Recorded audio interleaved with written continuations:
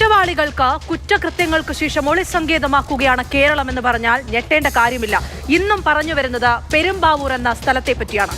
പശ്ചിമ ബംഗാളിൽ വെച്ച പെൺ സുഹൃത്തിനെ കൊലപ്പെടുത്തിയ യുവാവ് പെരുമ്പാവൂരിലേക്ക് വണ്ടി കയറി. പശ്ചിമ ബംഗാൾ കൃഷ്ണഗുഞ്ച് സ്വദേശി ഫക്കീർ മണ്ഡൽ പെരുമ്പാവൂർ പോലീസിന്റെ പിടിയിലായിട്ടുണ്ട്.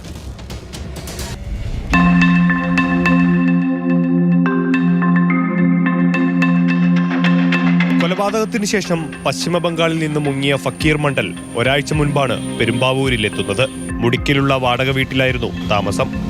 പശ്ചിമ ബംഗാൾ പോലീസിൽ നിന്നും വിവരം കൈമാറി കിട്ടിയതിനെ തുടർന്ന് വ്യാഴാഴ്ച രാത്രി പെരുമ്പാവൂർ പോലീസ് ഇൻസ്പെക്ടർ അനിൽകുമാറിന്റെ നേതൃത്വത്തിലുള്ള പ്രത്യേക അന്വേഷണ സംഘമാണ് പ്രതിയെ പിടികൂടുന്നത്. പലവിധ ക്രിമിനൽ കേസുകളിൽ ഉൾപ്പെട്ട ശേഷം പെരുമ്പാവൂരിന്റെ പല ഭാഗങ്ങളിൽ ഒളിവിൽ കഴിഞ്ഞുവരുന്ന നിരവധി പേരെ ഇതിനോടകം പോലീസ് പിടികൂടിയിട്ടുണ്ട്.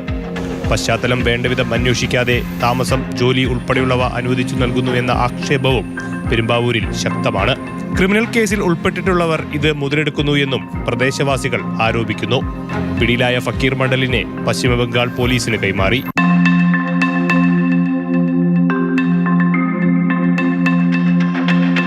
മാതൃഭൂമി ന്യൂസ്, കൊച്ചി.